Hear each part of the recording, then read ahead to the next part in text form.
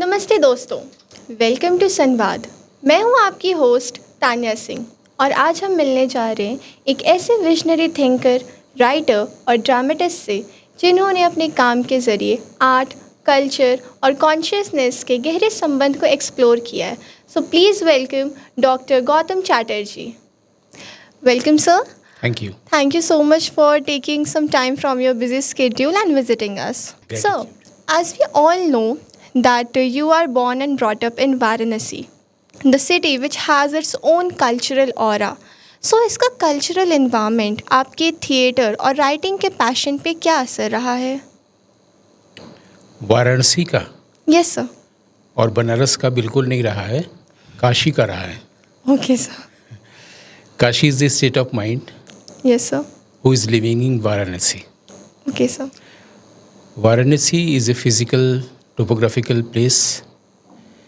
Kashi is a state where we earn peace, tranquility, serene waves of life. So from there, we draw the ideas. You know, when we are at a restful condition, like now, Yes sir. our brain, our metabolism activates. Okay sir. So we draw from there the very core of beauty. And we create beauty in every breath, every sense of the word and its narrative. Wonderful. It is in poetry, it is in visual poetry, it is in painting, fine arts and performing arts. So that quality of mind is important, that is from Kashi. Wonderful sir.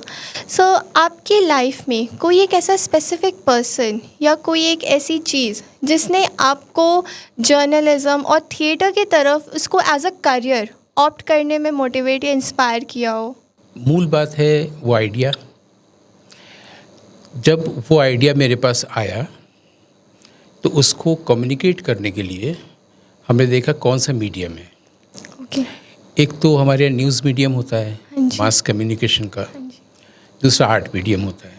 Yes sir. Art medium में 3 चीज़ें काम होती करती हैं.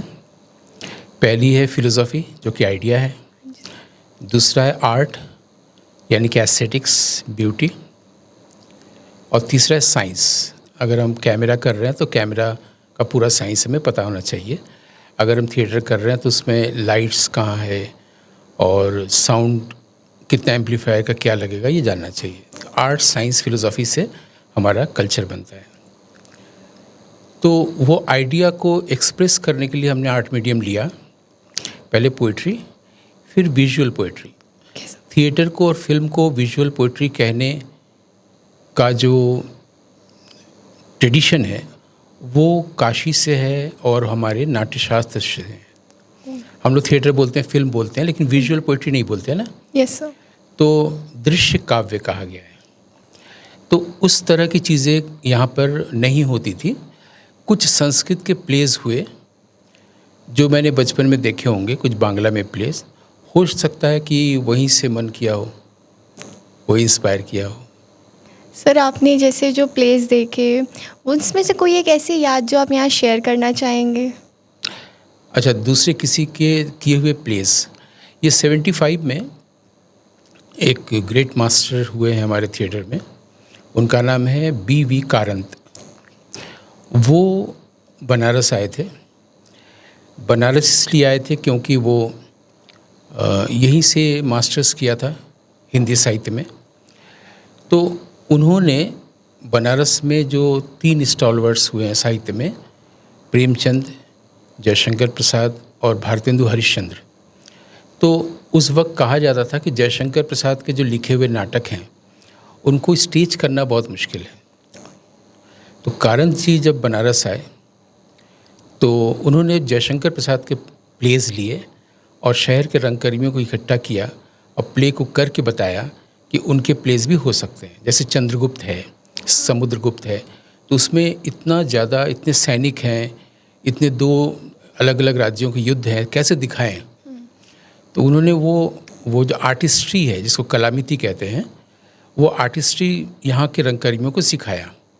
तो 75 कई दृष्टि से हमारे देश के लिए, हमारे शहर के लिए सिग्निफिकेंट है। जैसे इमरजेंसी लगी थी, हाँ, जैसे शोले फिल्म रिलीज़ हुई थी है ना। तो 75 कई चीज़ें, बहुत अच्छी फिल्में बनी है। मिरर एक फिल्म बनी तारकोस्की की रशिया में, तो 75 में वो यहाँ आए थे। तो बीवी कारंत ने जो किया, तब मैं छोटा था, तो मैं कुछ रिहर्सल्स में जाता था, तो मैंने वो देखा था, मुझे बहुत अच्छा लगा था। Open air arena theatre Banaras में, हाँ, और कारंत जी का ये प्ले, ये शायद दोनों मेरे लिए बहुत रिमार्केबल मोमेंट्स थे, जिसने शायद मेरा भी कंस्ट्रक्शन किया। और उल्लेखनीय जो घटना है, इवेंट, वो मुझे यही दोनों लगती है। really good, sir. So, whenever we hear words like tantra, the first things comes to our mind is negativity. So, as an audience, we would really love to know your views on this. Actually, if we are concerned with the facts, then there is no place for attitude और view. अगर हम लोग ये बात कर रहे हैं, this is fact, इसके बारे में हम अपनी कोई राय नहीं बना सकते ना। राय का बनना माइंड आ जाता है, और माइंड हमें सेपरेट करता है, और जब फैक्ट के साथ हैं तो टुगेदरनेस है, Okay, sir. है ना। तंत्र के बारे में जो नेगेटिविटी है, ये 200 सालों से।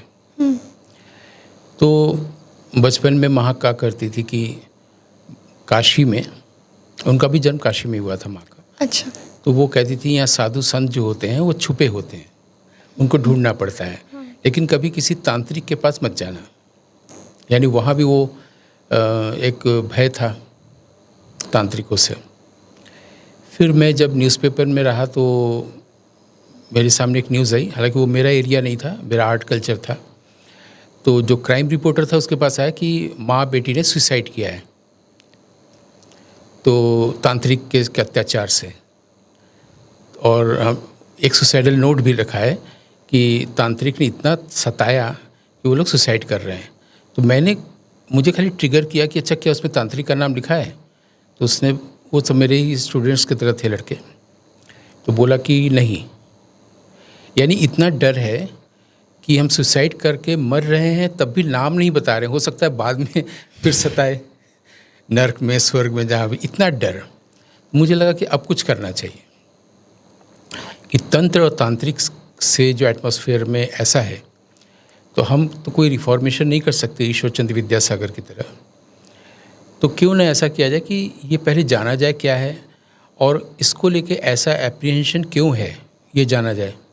तो मैं तंत्र के बारे में जानने गया, तो पता चला कि वेद के समय से हमारे यहाँ तंत्र की बात है, और वेद की एक शाखा है जिसको संस्कृत में कहा गया है श्रुति शाखा विशेषः। श्रुति का मतलब वेद, वेद का एक नाम है श्रुति।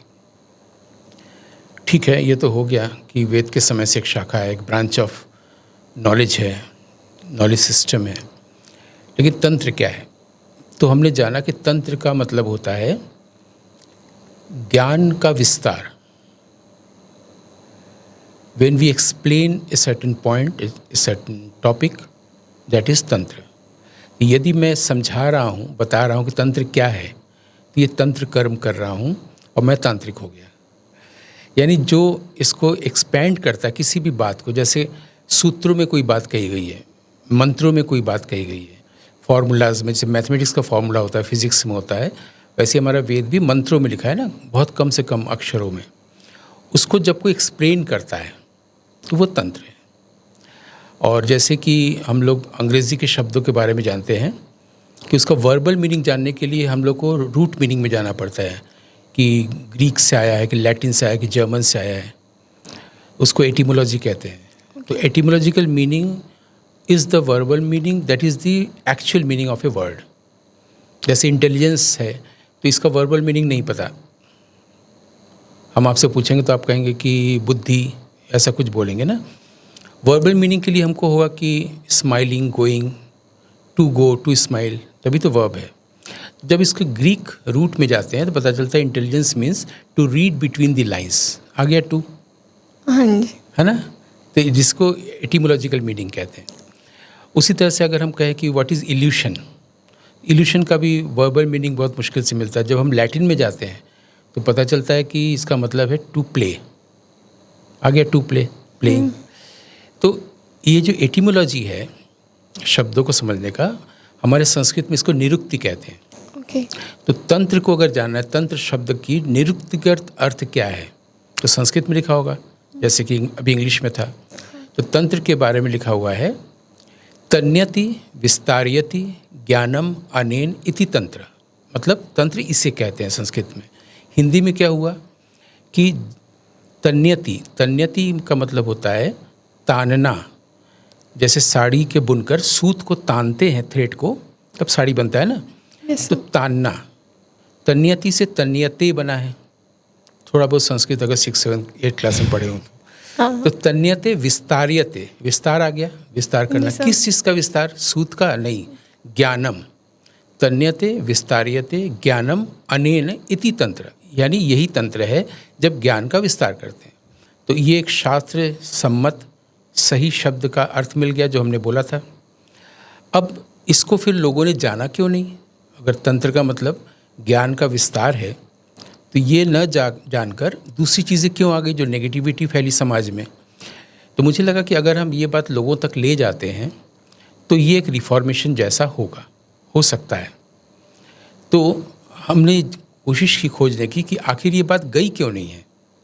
तो पता चला कि 10th सेंचुरी में एक ग्रंथ लिखा गया है, तंत्रालोक।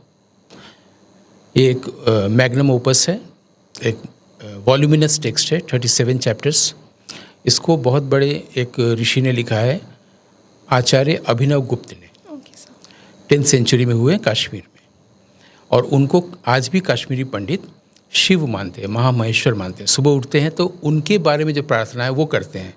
तो अभिनव गुप्त के बारे में प्रार्थना करना यानी शिव की स्तुति करना। तो अभिनव गुप्त ने वो वॉल्यूमिनस टेक्स्ट लिखा। फिर उनको लगा कि ये कहीं लोग पढ़ पाएंगे कि नहीं, तो उसका एक डाइजेस्ट भी लिखा, तंत्र सार, और वो संस्कृत में लिखा गया है। और मैंने देखा कि 1000 साल से वो पढ़ा नहीं गया है, इसलिए सोसाइटी में ये बुराई, ये इविल है। Okay sir. अगर मैं इसको लोगों तक ले आऊँ तो धीरे धीरे लोग जानेंगे और ये नेगेटिविटी कम होगी। फिर हुआ कि मैं इसको ट्रांसलेशन किस भाषा में करूं। मैं बांग्ला में भी कर सकता हूं, हिंदी में भी, अंग्रेज़ी में। तो हम देखें कि जो बाहर के स्कॉलर्स हैं वो बहुत रुचि लेते हैं इंडियन नॉलेज सिस्टम में। तो मैंने इंग्लिश में किया, वो 6 वॉल्यूम में पब्लिश्ड है, तंत्रालोक, और उसको अब लोग पढ़ रहे हैं। और अब मुझे किसी न्यूज़पेपर में नहीं मिल रहा कि ऐसा हुआ तांत्रिक के अत्याचार से। हालांकि जो मूर्ख तांत्रिक हैं, जो अनपढ़ हैं, उन्होंने मेरा ट्रांसलेशन नहीं पढ़ा है, लेकिन शब्दों में वो वाइब्रेशन होता है जो पूरी सोसाइटी से जो डार्कनेस है उसको वो डिस्पेल कर सके। Sir, I never thought of it that way. That's really insightful. So, like, as you have an eclectic presence in various fields like journalism, drama, writing, tantra, and so many more. So, do you feel that your experience in these fields would affect any of the other field? Like, it would, if you could elaborate it. मैंने film भी बनाई है और आपको सुन के आश्चर्य होगा, मुझे बताने में शर्म महसूस होती है। मैंने 200 से ज़्यादा फिल्में बनाई हैं और यूट्यूब पर है, मैं नाम भी भूल जाता हूँ। इसमें 1.25 घंटे की फ़ीचर फिल्म भी है जो वियना में दिखाई गई है फेस्टिवल्स में, और वर्ल्ड के जितने भी इंटरनेशनल फिल्म फेस्टिवल्स हैं, और डॉक्यूमेंट्रीज़ भी हैं, प्लेस भी किए हैं। तो वो होता है ना आइडिया, मैंने कहा ना, आइडिया को लोगों तक पहुंचाने के लिए या तो मैं न्यूज़पेपर में राइटिंग करूं या आर्ट मीडियम को लूं, वो लिया। और तब पाया कि जो आर्ट मीडियम है उसमें भी कई काम बाकी है मीडियम में। जैसे कि सिनेमा है, तो हम लोग जानते हैं कमर्शियल सिनेमा और आर्ट सिनेमा, लेकिन मेरा ध्यान गया कि आर्ट सिनेमा जैसी कोई चीज़ हो ही नहीं सकती, because this is an art medium. Writing a screen play is an art, camera work, cinematography is an art, editing is an art, everything, acting is an art. Art film जैसा कुछ होता नहीं है। तो हमने देखा विश्व भर में 2 तरह की फिल्में हैं, कमर्शियल सिनेमा और क्लासिक सिनेमा। क्लासिक सिनेमा को फिर लोगों तक ले जाना, फिर एक रिफॉर्मेशन। तो जब आप किसी एक आर्ट में रहते हैं तो उस आर्ट का नेचर होता है ऑल इंक्लूसिव होना। सब कुछ को अपने में शामिल करता है। तो इंटर रिलेशनशिप की तरफ से देखें तो हम लोग ये देखेंगे कि इस आर्ट का उस आर्ट से पर इफ़ेक्ट है, उस आर्ट का इस आर्ट में। जबकि इस तरह से नहीं देखें अगर, और हम लोग ये देखें कि थिएटर एक ऐसा कंपोजिट आर्ट है जो ऑल इंक्लूसिव है, मतलब जितने आर्ट हैं उसको इंक्लूड किया ही हुआ है ऑलरेडी। इंटर रिलेशनशिप देखने की ज़रूरत नहीं है। ऐसी सिनेमा आर्ट है जो सेवेंथ आर्ट कहा जाता है, उसमें ऑलरेडी सारे आर्ट हैं, म्यूज़िक भी है, पेंटिंग भी है, सब कुछ है। तो ये जो ऑल इंक्लूसिवनेस है, इसका आइडिया भी हमारे भीतर से आया कि एक आदमी में वो सारी चीज़ें होती हैं जिसका प्रोजेक्शन वर्ल्ड में होता है। So can I say something? There's a lot to learn from you. But before we wrap up, do you have any special or motivational message for our young creatives or for our youth जो आगे चल के उनको सिर्फ career में ही नहीं बल्कि उनके लाइफ में भी उन्हें आगे बढ़ने के लिए मोटिवेट करे? I don't have any message. My life is an example. Okay, sir. Silence is my speech. Okay. Okay, तो अगर किसी के पास अटेंशन है तो वो कोई भी मैसेज रिसीव कर रहा होता है, क्योंकि हमें तो सूरज दे ही रहा है सब कुछ, है ना? Yes, sir. चांद दे ही रहा है, पृथ्वी भी दे रही है। Yes, sir. तो हम अगर अटेंटिव हैं तो हमको हमारी रिसीविंग एंड रिसेप्टिबिलिटी बढ़ जाती है। तो मैसेज देने की ज़रूरत ही नहीं है, ऑलरेडी दी जा रही है। और जो रिसेप्टिविटी है उसको प्रोफाउंड करने के लिए, उसको और अच्छा बनाने के लिए ज़रूरी है कि हमारे पास साइलेंस हो, हमारे पास पीस हो। तो पीस ऑफ माइंड सेंटेंस गलत है, क्योंकि माइंड का काम ही है पीस न होने देना, डिस्टर्ब करना। माइंड का ये नेचर है, वो डायलेक्ट में जीता है ना? Yes, sir. तो पीस ऑफ माइंड नहीं होता है, रेस्ट इन पीस भी नहीं होता है। तो अगर हमारे पास पहले पीस है तो हमारे पास गॉड है, full stop. Thank you for your inspirational words, sir. So इसी पॉजिटिव नोट के साथ हम आज के इस एपिसोड का यहीं समापन करते हैं। आपका बहुत बहुत धन्यवाद कि आप यहाँ आए, अपने इंस्पिरेशनल वर्ड्स और अपनी जर्नी हमारे साथ शेयर की, और हमारे व्यूअर्स का भी बहुत बहुत शुक्रिया जो हमारे साथ इस इंस्पिरेशनल और थॉटफुल जर्नी के अंत तक बने रहें। हम फिर मिलेंगे एक नए एपिसोड में, एक नए मेहमान और एक नए आइडिया के साथ। सो तब तक के लिए stay inspired, stay curious and keep listening to Samvad. Thank you so much, sir.